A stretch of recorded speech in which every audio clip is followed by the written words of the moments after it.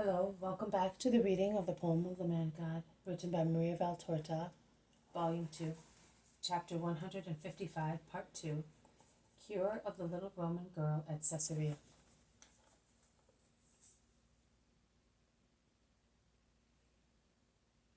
They are three, and Jesus stares at them severely, and then says, "Are you not Haggai, the man from Azotus, who came here last Tishri to negotiate business with the merchant at the fountain of the old fountain? At the foundation of the old fountain? And are you not Joseph of Ramah, who came here to consult the Roman doctor? And you know as well as I do. Why? So, do you not feel unclean? A doctor is never a stranger. He cures bodies, and all bodies are alike. And souls are even more so. After all, what did I cure? The innocent body of a child, and by doing so I hope to cure the souls of strangers, which are not innocent. Therefore, both as a doctor and as the Messiah, I can approach anybody." "No, you cannot." "No, Haggai? And why do you deal with the Roman merchant?" "I only approach him through goods and money." "And as you do not touch his body, but only what was touched by his hands, you do not think that you are contaminated. Oh, how blind and cruel you all are. Listen, everybody. In the very book of the prophet, whose name this man bears, it is written, 'Ask the priest this question on the law. If a man carries consecrated meat in the fold of his gown, and with his fold touches bread, broth, wine, or food or any kind, does such food become holy?' The priest answered, 'No, it does not.' Haggai then said, 'If a man made unclean by contact with a corpse touches any of this, does it become unclean?' The priest answered, 'Yes, it does.' By means of such shifty, false, inconsistent behavior, you bar and condemn good, and accept only what is profitable to you. Then there is no more indignation, no disgust, no horror, provided no personal detriment is caused to you. You decide whether a thing is a clean or unclean, whether it makes one clean or not. And how can you, liars as you are, state that what has been sanctified by contact with holy flesh, or some holy thing, does not make holy what it touches? And what has touched an unclean thing can make unclean what it touches. Do you not realize that you are belying yourselves, false ministers of a law of truth, exploiters of that very same law, which you twist as if it were a hempen rope, when you are anxious to profit by it? You hypocritical Pharisees! Under religious pretexts, you give vent to your human envious malice, entirely human, you desecrators of what belongs to God, revilers and enemies of the messenger of God.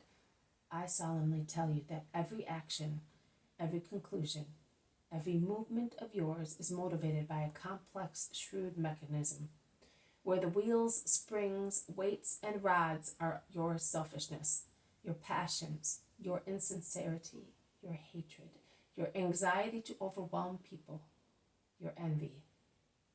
Shame, greedy, trembling, spiteful, you live in the supercilious fear of being overcome by someone who may not belong to your own caste. You thus deserve to be like the one who frightens and irritates you. As Haggai says, of a heap of 20 measures you make one of 10, and of 50 barrels you make 20, and you pocket all the difference. Whereas to set an example to men and for the love to be given to God, you should add something of your own to the heap of the measures and to the number of the barrels, for the benefit of those who are hungry, instead of taking it away. You thus deserve to be made barren by a burning wind and by rust and hailstones in all the deeds of your hands. Who are those amongst you who come to me? Those whom you consider dung and filth. You are so ignorant that they do not even know that there is a true God. They come to the one who brings them that God, who is present in his deeds and in his words. You instead have built a niche for yourselves, and you stay in there, as arid and cold as idols awaiting incense and worship.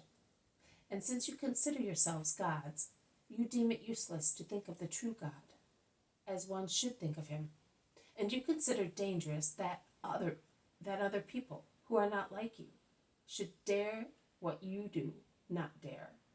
In fact, you cannot dare, because you are idols and servants of the idol. But he who dares can do it, because not he, but God works in him. Go, tell those who sent you to spy on me that I disdain merchants who do not feel contaminated if they sell goods or their fatherland or the temple to those from whom they receive money. Tell them that I feel disgusted at the brutes who worship only their own flesh and blood, for the recovery of which they do not consider the contact with a foreign doctor to be contaminating. Tell them that the measure is the same for everybody, and that they are not two measures. Tell them that I, the Messiah, the just, admirable counselor, upon whom the Spirit of the Lord shall rest with his 7 gifts, who will not judge by what appears to the eyes, but by the secrets of hearts, who will not condemn according to what his ears hear, but by the spiritual voices he will hear in every man, who will side with the humble and judge the poor with righteousness. The one who I am, because that is who I am, is already judging and smiting those who on earth are nothing but earth. And the breath of my lip will slay the wicked and destroy their dens, but will be life and light, freedom and peace for those who, desirous of justice and faith, will come to my holy mountain to be sated with the science of the Lord. That is Isaiah, is it not? My people, everything comes from Adam, and Adam comes from my Father. Everything is therefore the work of the Father, and it is my duty to gather all men together for the Father. And I bring them to you, O holy, eternal, almighty Father. I shall lead the stray children back to you, after gathering them together by means of loving words, under my pastoral rod, which is like the one Moses raised against the deadly snakes, that you may have your kingdom and your people. And I make no difference, because in the depths of all men I see something that shines brighter than fire, a soul, a spark of your eternal brightness, O my eternal desire, O my untiring will. This is what I want and what I crave for, that the whole earth may sing your name, that mankind may call you Father, a redemption that will save everybody, a fortified will that will make every man obedient to your will, an eternal triumph that will fill paradise with an everlasting hosanna. O multitude of heavens, behold, I see the smile of God, and that is the reward compensating all human harshness. The 3 men have fled in the hail of reproaches. All the others, both Romans and Jews, are gaping. The Roman woman with her child, who has sucked her fill and is sleeping peacefully in her lap, is still where she was, almost at Jesus' feet, weeping, overwhelmed by maternal joy and spiritual emotion.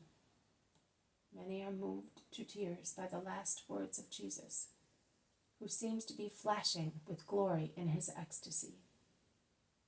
And Jesus, lowering his eyes and returning with his spirit from heaven back to the earth, sees the crowd and the mother, and passing by, after waving goodbye to everybody, he caresses her lightly, blessing her for her faith.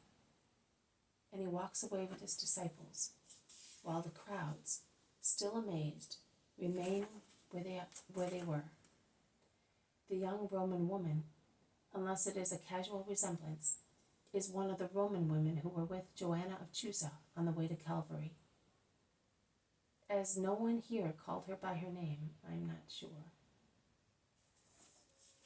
This has been a reading from the poem of the Man God, written by Maria Valtorta, Volume 2.